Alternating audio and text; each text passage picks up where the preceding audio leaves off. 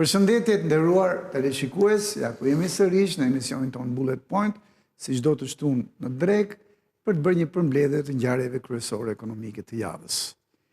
Jemi në shoqërinë e zotit Ergis Sefa, ekspert i njohur ekonomist pranë Altax. Zoti Sefa, përshëndetje, mirë se ardhët. Kënaqësi gjithmonë. Së bashku me zotin Sefa kemi përgatitur 5 tema kryesore për të diskutuar për ngjarjet e javës. Miliardat e Zvërnecit, a përfitojmë si qytetar, tema e parë. Presidenti i Këshillit të Evropës në Tiranë po ecni me integrimin, tema e dytë. Dyfishosi për marrjen tënde nis në fund të këtij muaji me një korrik. Porta e Alpeve, tema e katërt, pse është qasje e re? Dhe ylli, ajo që është ndihmuesi digital përmes inteligjencës artificiale për bujqësinë tonë digjitale. Po e nisim me temën e parë. Zoti Sefa, sa i rëndësishëm është për ekonominë tonë një investim në nivelin 4 miliard euro në Zvërnec? Absolutisht, nga masia e investimit deklaruar është një shifër goxha kolosale dhe goxha me impakt në ekonominë shqiptare. Por, ajo që duhet parë, duke qenë se ne nuk kemi të paktën të bërë publik një studim mirëfill të kostove dhe benefiteve, apo dhe të impaktit social-ekonomik në tërësi, duhet parë se si do të rrjedhë ky investim, në çfarë do të investohet konkretisht, pra jo vetëm për ndërtim, por edhe për çfarë komponentesh të tjerë, dhe mbi gjitha çfarë do të nxjerrë analiza ekonomike që çfarë efekti do të japi në afatmesë dhe në afatgjatë. Nëse vërtet e gjithë kjo shumë parash do të injektohet në ekonominë lokale shqiptare në një periudhë kohe të caktuar, disa vjeçare, do të japi një efekt goxha pozitiv edhe mbi prodhimin e brendshëm bruto, por edhe mbi rritjen e mirëqenies, pasi është një investim i cili shkon deri në fund, pra deri në terren, deri tek komunitetet e vogla. Shpresojmë, sidomos atë që thatë juve, sepse po diskutonim me një operator turistik të vjetër me eksperiencë, dhe ai përmendi 3 rrjete hoteliere të nivelit shumë të lartë, me 5 deri në 7 yje, të pranishme në gjirin persik, kuptohet, në Dubai ose në vendet të tjera, dhe që kishin shprehur interes për investimin në Zvërnec. Dhe ai thoshte që shiko se këto 3 po të vinë rrjete hoteliere, një hotel nuk e ndërtojnë me më pak se 500 shtretër. Dhe ai thoshte që duhet parë shumë raporti i vilave, i pjesës rezidenciale, brenda këtyre 1.5 milion metra katror, me hotelet dhe numrin e shtetërve, se hotelet na interesojnë nga që ata na sjellin turist, dhe nuk na duhet një vile e bukur në një vend prallor që të përdoret vetëm një herë në vit për një person të famshëm. Absolutisht, po prandaj po them që duhet parë konkretisht se për çfarë do të investohen këto para dhe se si do të jenë. Pra do të bëhet fjalë për rezorte, a bëhet fjalë për ajo që ndoshta është edhe trendi dhe idealja, rezorte eko, pra që ndërthurin pjesën natyrore me pjesën e turizmit të plazhit, por edhe atë natyror, por edhe atë kulturor, duke futur edhe rrethinat përtej pra thjesht zonës së Zvërnecit dhe Nartës në paketa turistike, duke qenë eko, duke qenë në mbrojtje të ambientit. Duhet ta shikojmë sepse akoma nuk kemi asnjë informacion publik. Megjithatë, edhe pse ende nuk kemi ju me të drejtë i teksonin asnjë detaj realisht se si do të jetë ky investim. Duke u nisur nga disa shifra që janë dhënë, pra për rreth 7-8.000 vende të reja pune gjatë fazës së ndërtimit. Rreth ajo shifër edhe 8 deri në 9.000 në fakt, ata që do të punësohen jo drejt për së drejti, pra me kohë plot në këtë mega resort, por që do të furnizojnë. Pra më shumë se 10.000 vende të reja pune. Gjykoni se ja vlen? Po, padyshim, nëse vërtet studimin tregon që ky do jetë impakti në punësim, dhe padyshim që shumica dërmuese e punësimit do jetë në zonat rrethuese, sepse në radh parë edhe investitorit, por edhe atyre që do operojnë në menaxhimin intereson të kenë krahun e punës rreth e përqark dhe jo ta marrin import, nëse nuk e kanë të mundur aty më pas do shikojnë zgjidhje tjera importi. Por që padyshim ne na intereson jo vetëm në punësimin dhe në rritjen e mirëqenies së zonës, por në të gjithë shërbimet e tjera mbështetëse, se kjo është një fakt që ne shpesh herë harrojmë që përveç këtyre vendeve të punës të supozuara, janë edhe të gjithë shërbimet e tjera furnitore, mbështetëse, fermat e vogla bujqësore, të cilët do furnizojnë këtë lloj strukturash me produktet e tyre në momentin që vinë turistët, dhe kjo gjë e shpërndan edhe më gjerë në territor përfitimin dhe impaktin që ka edhe në punësim kjo lloj investimi. Padyshim është me vlerë. Në gjykimin tuaj, cilët sektorët e ekonomisë son pritet të përfitojnë më shumë nga ky investim? Ju e thatë që janë këto ndërlidhës, por do jetë ndërtimi, transporti, bujqësia, hoteleria apo shërbimet? Të gjithë të sektorët që ju përmendët. Të gjithë të sektorë me fazat të ndryshme do të jenë përfituesit kryesor. Prandaj është dhe investimet e këtilla kaq të mëdha është me vlerë të bëhen, por duhen bërë me mend, sepse kanë një impakt në shumë në sektorët e ekonomisë, pra nuk është se fokusohen vetëm në një sektor. Gjë që do të thotë që në rast risku apo rreziku ato mund të dëmtojnë shumë sektor, po në rast përfitimi gjithashtu mund përfitojnë shumë sektorë dhe kanë një shpërndarje shumë të gjerë. Ju jeni një ekspert dhe investimet të huaja në rajon, zoti Sefa. U përpoqa të gjej projekte me vlera të mëdha, të paktën mbi 1 miliard euro në vendet në 500 tonë, pra në 5-6 vendet e Ballkanit Jugperëndimor. Nuk ishte në Bosnjë Hercegovinë, pash me shumë kujdes gjatë këtyre 20 viteve të fundit. Nuk kishte në Maqedoninë e Veriut.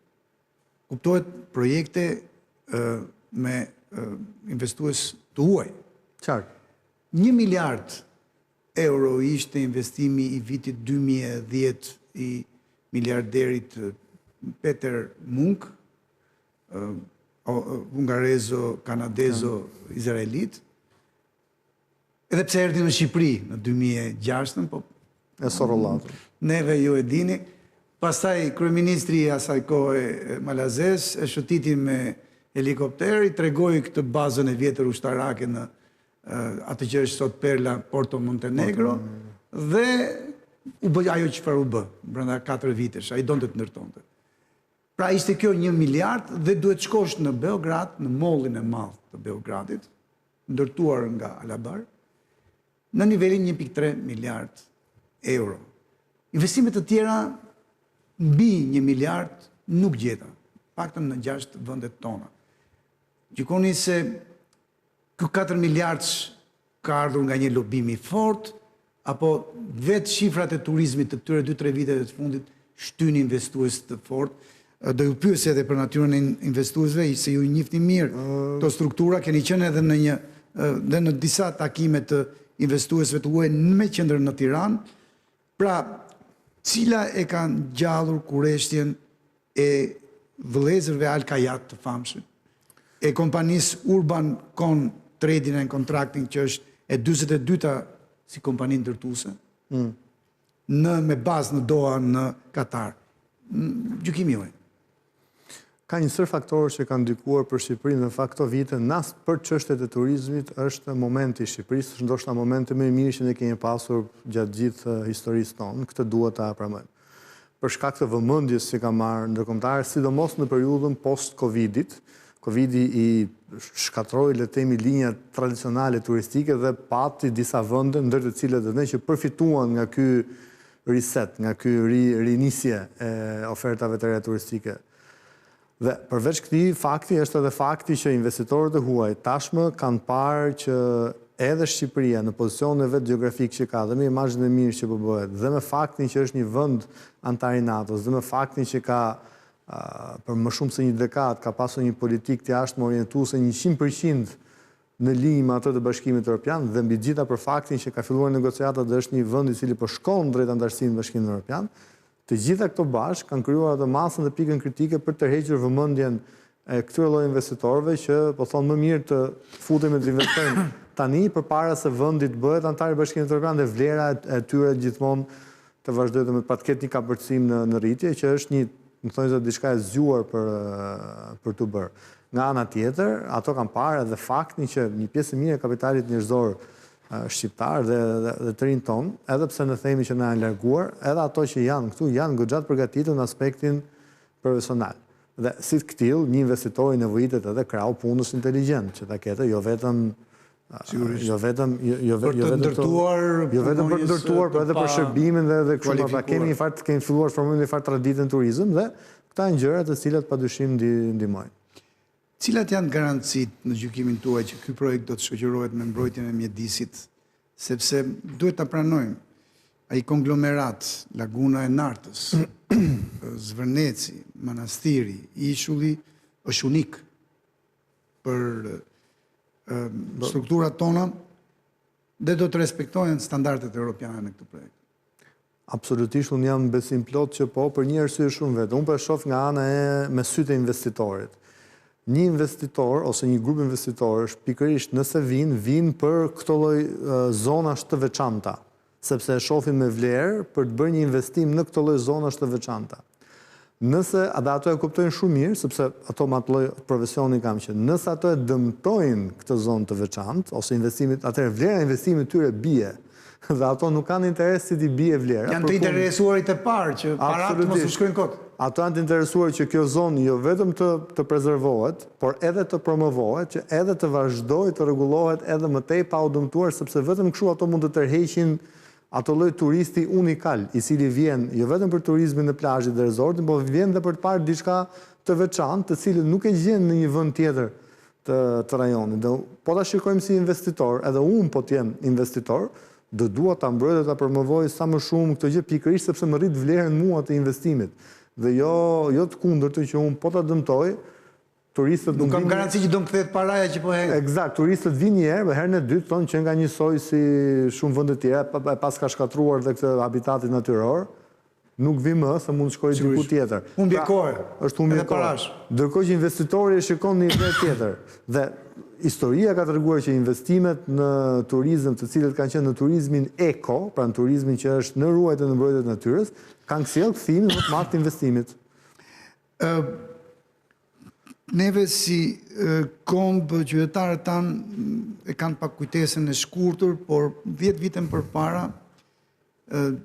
disa familje të fshatit Niviciotët, i dolën përpara një eskavatori që në emër të një kompanie me emër në botë për sa i përket resorteve turistike të nivelit të lartë, klubi mesdhetar, Club Med, dëshiron të ndërtonte në një nga pikat më të bukura të vendit tonë, që është Gjiri i Kakomes. Dhe sikur kemi një lloj shenje ne që kur reagojmë, një shans që na jepet duam ta largojmë se ndoshta nuk e kuptojmë që është vërtet shans i mirë për të gjithë ne. A mund të ndodhi sërish pas 10 vitesh? Absolutisht, mua nuk më habit përkundërzi fakti që ne të humbim shanset historike. E kemi bërë gjatë gjithë historiografisë tonë, që ne kemi humbur mundësi dhe shanse historike. Nuk është çudi përfajton gjithmonë. Nuk është çudi që tjetë edhe ky rasti. Në njëra anë është plotësisht e drejtë meraku për shkatrimin e ambientit të zonës, sepse në fundit ne jetojmë këtu. Edhe unë kam zgjedhur të jetoj këtu dhe fëmijët e mi ti kem të rristu familjen time ta kem këtu. Por nga ana tjetër, duhet të dim që pa investimet huaja ose pa parat huaja që vinë edhe nga jashtë brenda, dhe jo vetëm me parat që janë brenda, ne nuk do mund të rrisim nivelin e mirëqenies tonë. Në çdo teori ekonomike të majt apo djathtë, investimet e huaja luajnë një rol thelbësor dhe roli i qeverive, dhe këtu duhet të jetë edhe presion i madh, është si i orientojnë. Pra i orientojnë investimet në mbrojtje të ambientit dhe paralel me ambientin dhe në të mirëqenit popullit, apo i orientojnë në shkatrim dhe në përfitim të një pakice të vogël. Ky është roli, po absolutisht nuk ka dyshim që investimet e huaja japin një efekt pozitiv në ekonominë dhe mirëqenien vendase. Madje i pari që pohon këtë gjë ka qenë vetë Marksi. Më bëj përshtypje sërish një shprehje tjetër të këtij operatori turistik me përvojë që bisedova dhe që ju përmenda zoti Sefa. Dhe duhet ta bëj pyetje për juve.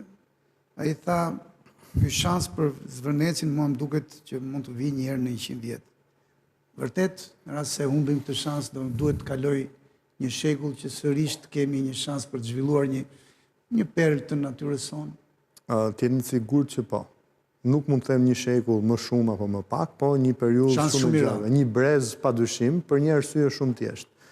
Gjithmonë po ta shikojmë nga sytë e një investitori.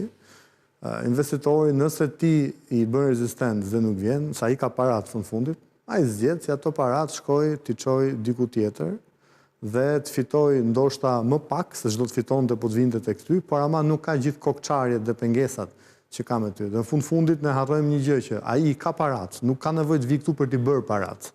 Ai ka parat dhe thjesht do t'i shtojë, kështu që ato mund të shkojë t'i shtojë në cilin do vend tjetër. Dhe mesazhi që marrin si motrat dhe si vëllezërit e tij është që në këtë vend kursa dolën këto që janë të mëdhenj, as ne nuk po afrohemi që jemi më të vegjël apo po aq të Nuk ja vlen ta provojmë. Kështu që nuk ja vlen ta harxojmë kohën edhe energjinë. Mos harroni për një investitor, mbi gjithë ato të mëdhenj profesionistë, koha dhe energjia janë monedha më e shtrenjtë. Ato nuk e harxojnë kot. Nëse shohin që nuk ja vlen dhe tipo i kryen rezistencë, çfarë do lloj forme qof rezistenca. Ja harrojnë më herë. Edhe me burokracira po t'ja vështirësosh jetën, mirupafshim dhe vazhdojmë diku tjetër. Ju faleminderit për mendimet tuaja të sinqerta për këtë temë, u zgjatëm pak, por ishte krye tema ekonomike e javës, që sapo përfundoi dhe vijon të jetë. Po kalojmë në temën e dytë, i lutem regjis. Presidenti i Këshillit Evropian në Tiranë ishte të martën në një konferencë për shtyp me kryeministrin u shpreh po ecni mirë me integrimin. Pse presidenti i Këshillit Evropian Antonio Costa u shpreh Shqipëria në fakt, janë fjalët e tij, motamo, ka përmbushur piketat e ndërmjetme për grup kapitullin e parë për çështjen e themelorëve. Çfarë nuk kupton kjo? Juve krahas investimeve tuaja keni ndjekur me shumë kujdes integrimin e vendit. Kjo do të thotë që ne jemi në fazën përmbyllëse të procesit negociatave dhe ku është faza ku ne duhet të tregojmë edhe kujdesin më të madh. Për një arsye të vetë, nëse tani fillon matja e plot, nëse ne i kemi plotësuar ato kërkesa sipas nevojave që ato na kanë bërë qarta, dhe do të vlerësohemi, do marrim notën përfundimtare. Pra nuk është se kemi më notën e ndërmjetme apo notën fillestare, cilën edhe mund ta përmirësojmë. Tani jemi në faktin që jemi në notën përfundimtare, por nga ana tjetër, fakti që jemi në këtë fazë është një lajm jashtëzakonisht i mirë sepse tregon që ne kemi ecur dhe kemi shkuar deri në këtë fazë sepse mund të ngelnim në klasë që në fazat e më parshme. Pra, nga një anë duhet jemi të gëzuar se kemi shkuar deri në këtë fazë, dhe nga ana tjetër tani duhet kemi kujdesin më të madh dhe të mos kujtojmë sikur ja hodhëm, sepse tani është duhet ai vrulli i fundit. Në konferencën për shtyp, po Costa tha se Komisioni Evropian i ka sjell Këshillit të Evropës që ai e drejton propozimin për mbylljen e 3 nga 35 kapitujt. Na i hapën para një 6 muajsh, diçka më pak. Si funksionon ky proces? Kur do të mund të mbyllen dhe të 32 kapitujt e tjerë? Është varet nga kapitulli, ose më saktë nga klasteret, nga grup kapitujt. Ato vlerësohen në tërësi si grupe, sipas tematikave të caktuara, dhe ekipet negociuese teknike, jo vetëm nga ana jonë, por megjithëse nga ana e Komisionit Evropian, bëjnë vlerësimin nëse në këtë grup kapituj, cilët janë kapitujt të cilët mund propozohen për mbyllje, pra teknikisht i kanë plotësuar kriteret dhe i propozojnë Këshillit që të marrë vendimin përfundimtar dhe politik që të mbyllen, dhe cilat jo kanë nevojë për më shumë kohë. Çfarë mesazhi përbën kjo vizitë? A ka ndonjë tregues të rritjes së peshës së Shqipërisë në Ballkanin Perëndimor apo është thjesht vizitë kortezie formale në gjykimin tuaj? Jo, absolutisht është një vizitë e cila tregon që ne kemi ecur në procesin teknik mjaftueshëm dhe se është pjesë e një agjende për treguar që tashmë jeni në fazën finale. A lidhet kjo vizitë me zhvillimet gjeopolitike në Evropë dhe Ballkan? Unë do të thoja patjetër që në këtë nivel absolutisht gjeopolitika ka ndikimin e vetë dhe fakti ka ardhur presidenti i Këshillit Evropian tregon edhe rëndësinë se mund vinte një nga zëvendësat apo kryetari i Komisionit Evropian, presidenti i Komisionit Evropian, dhe të bënte të njëjtën gjë. Po fakti që ka ardhur kryetari i Këshillit, i cili përfaqëson dhe unitetin politik të 27 vendeve anëtare, tregon që ka një impakt edhe gjeopolitik. Vizita, sinjal që Shqipëria po afrohet më shumë me familjen e madhe europiane ku duam gjithë që të shkojmë sa më parë? Absolutisht po. Absolutisht po, përndryshe nuk është se i detyron kush që të vinë në Shqipëri. Fakti që vinë dhe japin mesazhe të caktuara, absolutisht tregon që jemi më afër Bashkimit Evropian. Në intervistë zoti Costa u shpreh se 2 vjeçari 2026-2027 si periudha për mbylljen e këtyre 35 kapitujve, dhe aty tha edhe që na ka ardhur kërkesa nga Komisioni, Qeveria e Bashkimit Evropian, për të mbyllur 3. Është shumë i vështirë si mision për të mbyllur, por jo i pamundur. Nuk e përjashtoj.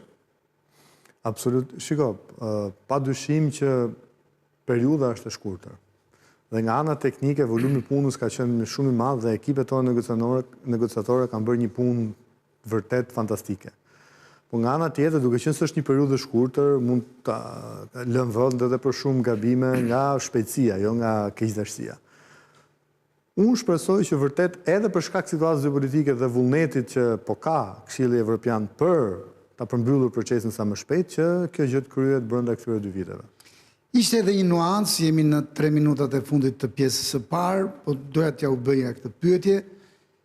Në fjalët që ai tha që me Malin e Zi po projektojmë kontratën e antarësimit. Mos do thotë kjo, por nuk tha që për Shqipërinë po bëjmë të njëjtën gjë. Mos do thotë gjë kjo që Mali i Zi, ky vend i vogël, por i zhvilluar relativisht, është shumë i gjelbër, që është fqinje onë në veri, ata kanë një shpejtësinë çik më të lartë se tonë në integrim, sepse deri tani jemi parë si një dyshe. Më përpara jemi bllokuar me Maqedoninë e Veriut, ju e dini, edhe kërkuam të mos ishim në dyshen bllokuese. Tani jemi në dyshen avancuese, pra më të mirët e klasës së bashku me Malin e Zi në këtë punë, por një njeri i rëndësishëm ju e thatë vetë si presidenti i Këshillit të Evropës, thotë me Malin e Zi neve po përgatisim kontratën e antarësimit. Nuk e përmendi që po përgatit dhe me Shqipërinë. Po nuk bëhet kështu krahasimi. Mali i Zi e ka marrë ftesën për fillimin e negociatave në 2015. Shumë e drejtë. Ne e kemi marrë dhe ka filluar, ne e kemi marrë paraprakën në fund të 2018 dhe më pas kemi filluar në 2022-shin. Për qenë eksakt, pra në minimum ftesën e kemi marrë 3 vjet e gjys pas Mali i Zi. Dhe nuk mundet që ti t'jesh në të njëjtin, ne kemi ecur shumë për ritmin, duke qenë se neve puna vërtet na filloi mbas Covidit.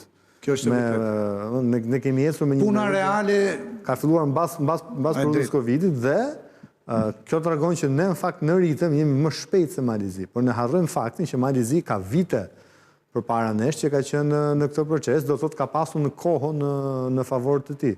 Dhe unë besoj që po të kemi dhe ne, nëse do bëjmë një krahasim mbas 3 vitesh e gjysmë, padyshim se Shqipëria do jetë në fazën e, madje do jetë që më shpejt në fazën e përgatitjes së marrëveshjes antarësimit. E favorizon Malin e Zi fakti që është akoma dhe më i vogël se ne, ndoshta me Absolutisht. 4 herë më pak? Absolutisht, sepse është dhe më i përqendruar në popullat dhe shumë i vogël në sipërfaqe, gjë të cilat ndikojnë në shumë kapituj të negociatave. Pra që ata që vendosin, që janë pikërisht 27 vendet, sa një gjë është të mbyllësh negociatat, por një gjë tjetër është pastaj ratifikimi, drita e shile nga të 27 vendet anëtare. Aty ndoshta duke qenë më i vogël mund ta ketë pak më. Unë besoj se në vlerësimin tim ne do të shkojmë paket, do të shkojmë edhe ne dhe Mali i Zi. Besoni që do shkojmë të dy. Do shkojmë të dy. Se ajo është shumë e rëndësishme të mos distancohemi.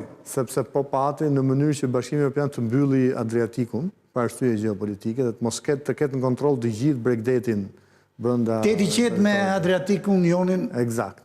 Dhe besoj se ne do shkojmë të dy bashkë dhe do të ishte edhe si procedurë dhe me e lehtë për vetë Këshillin Evropian, sepse nëse do ta ripërsëriste brenda pak viteve 2 herë një procedurë ishte e lodhshme. Dhe ato prandaj po tentojnë t'i fusin në blok, ashtu siç ne nisën Maqedoninë tani në lidhje me Malin e Zi, pikërisht se mund ta merrnin tek e tek gjithë secilit. Fakti që po na kopjojnë do të thotë që duan ta bëjnë në blok dhe të mos ta marrin një nga një për gjithë vendet dhe pastaj të një proces i cili zgjat. E duan Adriatikun të plot. Absolutisht po. Me këtë, si thua, përgjigje të fundit dhe ju falenderojmë sepse është një optimizëm që na vlen. Po mbyllim pjesën e parë të bisedës tonë sot dhe po marrim pak minuta pushim për mesazhet publicitare.